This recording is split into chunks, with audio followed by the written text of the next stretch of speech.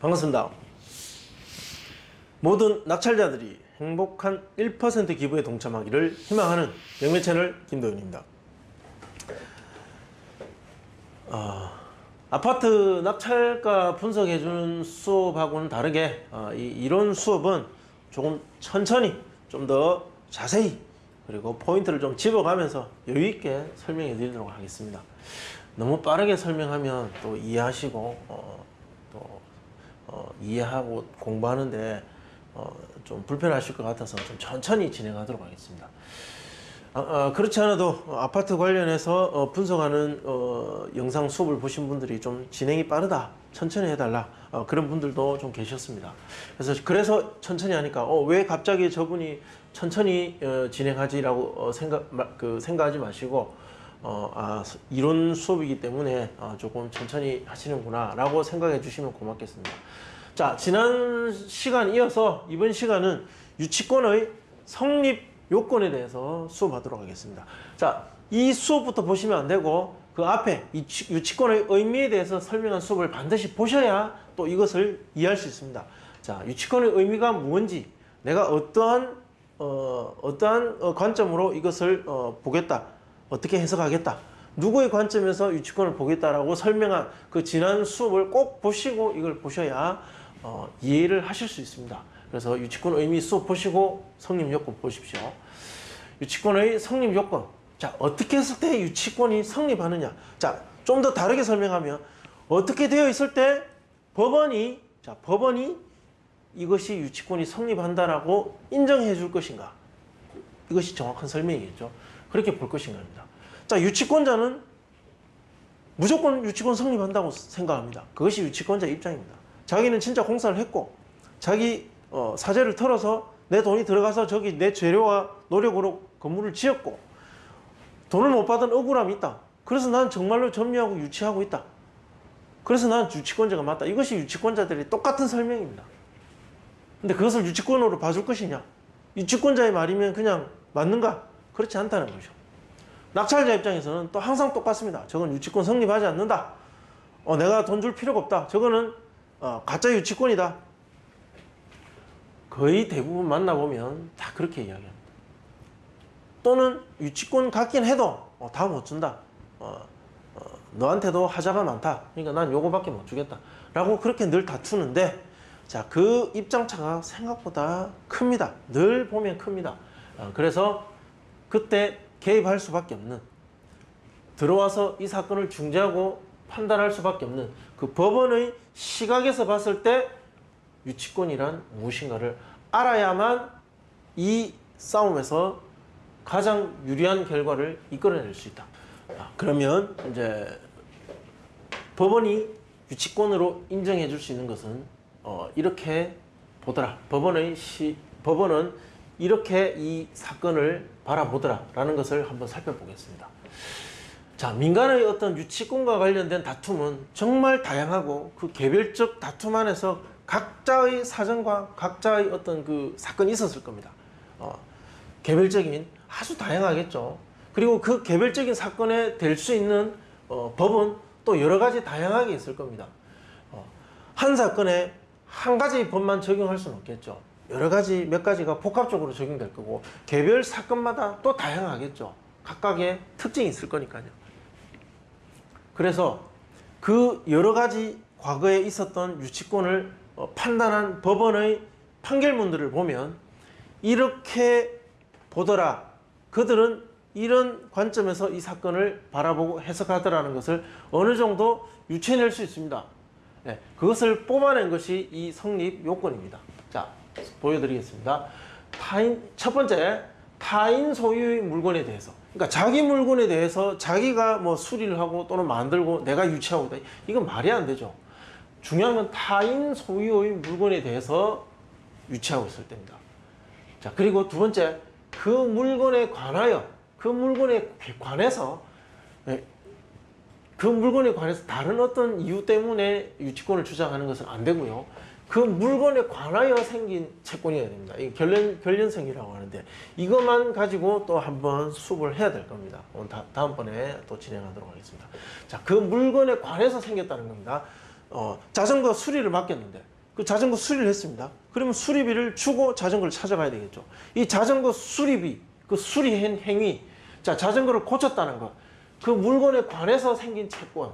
자, 이렇게 설명드릴 수 있습니다. 자, 이것은 민법 제320조에 있다는 겁니다. 그러니까 민법에 정확하게 나와 있는 내용은 법으로 판단하고 그 법에 정확하게 설명이 없으면 관습법으로 판단하고 관습법이 없으면 조리로서 한다. 자, 일반 상식에 의해서 그것을 판단한다는 겁니다. 대부분 조리에서 판단하는 것들이 많다. 자, 법이 없으면 그 비슷한 유형의 판결문을 보고 걔가 어떻게 또 판결할 것인지를 어느 정도 우리가 예측할 수 있겠죠. 자, 세 번째부터는 판결문에 의한 법원의 유치권에 대한 생각입니다. 자, 그 물건에 관해서 생긴 그 채권이 변제기에 있어야 된다. 자, 줘야 될 시기에 있어야 되죠. 아직 자전거 수리 중인데 무슨 유치권을 한다. 이런 건 아니다는 거죠. 변제기에 다 고쳐서 수리비를 받아야 될 상황이 왔을 때 안 주면 유치권을 주장할 수 있다. 이제 이런 거죠. 그런 판결이 이렇게 있었다라는 겁니다. 이런 판결문들을 보니까 소위 말하는 법원이 말하는 조리, 법원이 말하는 일반 상식. 사실 법원의 생각이 일반 상식일까? 자, 그거는 여러분들 각자의 판단에 맡기겠습니다. 저는 개인적으로 법원의 생각이 일반 상식이라고는 보지 않습니다. 예, 그 판사님들의 생각이 과연 일반 상식인가? 뭐 저는 그게 완전히 동의할 수는 없지만 어쨌든 판결은 판사가 합니다. 따라서 판사의 생각들은 어떠한가를 우리는 예측하고 사전에 그들이 어떻게 판단할 것인가를 알아야만 이 싸움에서 이길 수 있다. 자, 이 채권은 변제기에 있어야 된다. 당연하겠죠. 어떻게 보면 당연한 부분입니다. 자, 그 다음 반드시 유치권자가 목적물을 그 목적물을 우리는 거의 부동산이겠죠. 자, 그 부동산을 점유하고 있어야 된다. 자, 여기서 점유입니다. 타인의 물건에 대해서 그 물건에 대해서 생긴 채권이 변제기에 있으면서 안 주니까 그 물건을 점유해야 된다. 여기서 어떻게 보면 가장 중요한 것이 이 점유입니다. 유치권의 핵심은 점유입니다. 점유하고 있지 않으면서 유치권을 주장할 수 없습니다.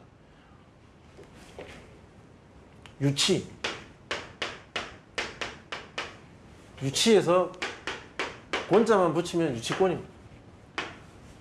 유치가 이 유치권의 가장 중요한 부분입니다. 이 점유. 무조건 점유를 하고 있어야만 유치권을 주장할 수 있다. 조금 너무 당연한 거라서 어떻게 설명을 드려야 될지 모르겠지만, 자, 그런 법원의 판단이 또 이런 판례에 있다는 거. 자, 마지막으로 당사자 간에, 자, 이 물건에 관해서 이 채권이 발생한 그 당사자 간에 유치권은 발생하지 않는다. 해서는 안 된다. 주장할 수 없다라는 그 특약은 없어야 됩니다. 자, 유치권에 관해서 이 물건을 네가 수리했는데 너는 유치권 주장할 수 없다라고 특약을 한다면, 당사자 간에 약속이 있다면 유치권은 인정되지 않는다. 자, 이런 사건이 있었겠죠. 어떤 이런 유사한 이것 때문에 이것이 어떤 쟁점이 되는 사건이 있었을 겁니다. 그때 법원은 그렇게 판단했다는 겁니다. 특약은 인정해 준다는 겁니다. 즉 유치권은 여기 제가 하나 있네요. 자, 여기 그래서 제가 또 설명해 드릴 게 있습니다. 우리 현실에서 이 법 적용을 어떻게 하느냐? 법원은 어떻게 현실의 법을 적용하느냐? 자, 여기 보시면 이렇게 되어 있습니다. 강행 규정이 있습니다. 너희들이 어떻게 약정을 하든 이것은 무조건 이렇게 해 라고 강하게 규정하는 것을 강행 규정이라고 합니다. 강행 규정을 먼저 적용합니다. 그리고 당사자끼리의 약속, 그들끼리 계약, 약정을 인정해 줍니다. 그리고 나서 그 다음 그것도 없으면 임의 규정을 적용한다. 즉 강행 규정이 없으면 당사자의 약정이 없으면 임의 규정을 적용한다. 이렇게 순서가 있습니다. 즉 유치권은 강행 규정이 아닙니다. 따라서 당사자의 약정이 있으면 약정을 더 먼저 인정해 준다. 유치권은 바로 임의 규정입니다. 즉 민법 320조부터 328조까지 320조에서 328조까지 이 유치권과 관련된 조항입니다. 자, 이것들은 전부 임의 규정이라는 거죠. 그래서 당사자 간에 약속이 없으면 이렇게 적용하겠다. 만약에 이것도 없으면 조리로 판단하겠다. 근데 약정이 있으면 이 조항보다 먼저 약정을 인정해 주겠다. 이것이 법원의 이 사건을 바라보는 시각, 판단, 법원의 입장이라는 겁니다. 즉, 자, 이건 아주 중요합니다. 자, 유치권 신고가 되어 있는 경매물권이 나와 있는데, 자, 그 경매물권의 그 물건 소유자와 그리고 그 유치권을 주장하는 유치권자가 약정을 했었다라는 정보를 얻게 된다면 어떻습니까? 유치권 성립 안 하겠죠? 여기에 걸려드는 겁니다. 그래서 그 유치권 신고한 유치권자와 그 소유자 간에 이 특약이 있는가 없는가, 이 당사자 간의 약정으로 유치권 발생을 배제하고 있는가 없는가를 찾으셔야 되는 겁니다. 그것만 찾으면 유치권은 그 법원은 이렇게 유치권이 성립하지 않는다고 판단해 줄 겁니다. 훨씬 유리하게 되겠죠. 자, 다시 한번 정리하고 넘어가겠습니다. 타인 물건에 대해서, 그 물건에 대해서 채권이 발생하고 그것이 변제기 있을 때 유치권자가 돈을 주지 않으면 유치권자는 점유하게 된다. 그리고 유치권 발생을 주장하는데 이때 유치권 발생을 배제하는 특약이 없어야만 가능하다. 왜? 여기에 관련된 법규는 임의 규정이기 때문입니다. 자, 마지막으로 이걸로 정리 한번 하고 넘어가겠습니다. 이게 늘 나오는 거죠. 늘 나오는 겁니다. 자, 유치권의 성립 요건. 자, 그런 요건을 갖춰야만 유치권으로 인정해 주겠다는 것이 누구의 말입니까? 지난 수십 년간 해온 법원의 이야기입니다. 이 법원이 민사에 있는 사건들은 나는 이렇게 해석해서 너희들한테 판결하겠다라고 말하는 것이 민법. 자, 민법은 대부분 임의 규정입니다. 임의 규정. 그리고 너희들의 어떤 당사자 간의 약정,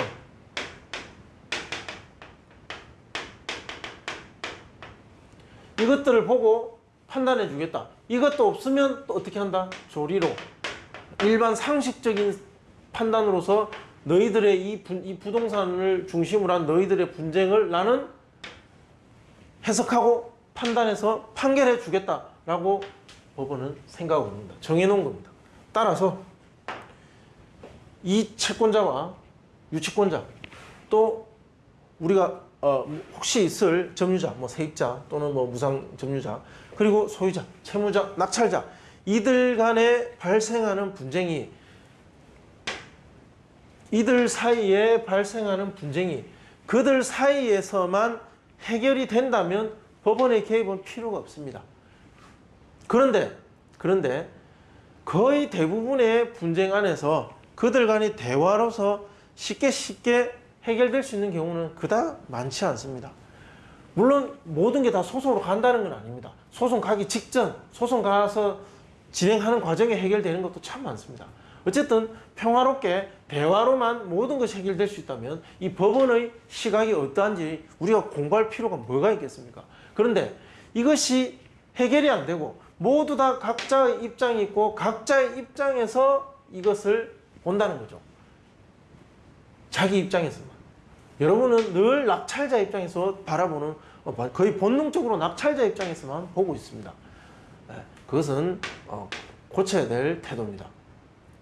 다른 이해관계자 입장에서 생각하고 마지막으로 법원은 이것을 어떻게 볼 것인가를 생각하고 종합적으로 판단해서 마지막에 나의 입장을 생각해 보셔야 된다. 그것은 다만 유치권에만 적용되는 것이 아니라 법정지상권이든 지분 관련 경매물권이든 선순위 권리가 있는 물건이든 어떤 꼬여있는 권리의 물건이라도 똑같습니다. 모두 똑같습니다. 네. 굳이 권리적 하자가 없는 일반적인 그냥 아파트, 빌라, 그냥 토지 물건도 똑같습니다. 모두 다 각자 입장에서 법을 바라보고 해석하기 때문에 입장차는 클 수밖에 없습니다. 자, 이럴 때는 법원의 생각이 어떠한지를 알고 들어가서 싸워야만 이길 수 있다. 협상에서도 유리하게 그 협상을 이끌어갈 수 있다. 굳이 소송까지 가지 않더라도 네가 소송 가봐야 법원은 이러한 입장을 유지할 것이고 나한테 유리할 것이라는 걸 끊임없이 어필한다면 훨씬 더 협상에서도 유리한 것이 실무입니다. 그래서 실무의 영역에서만 끝내지 못하고 이렇게 공부하고 이론이라고 우리가 공부를 하고 설명하고 여러분도 함께 할 수밖에 없는 이유가 실무를 더 빛나게 하기 위해서는 이론이 필요하다. 자, 이것을 강조드립니다. 자, 좋아요, 구독 신청 꼭 부탁드립니다. 그리고 이 수업을 듣고 또 낙찰 받으신 여러분들이 있으신 걸로 아는데 행복한 1% 기부 꼭 부탁드리겠습니다. 예, 시청해 주셔서 감사합니다.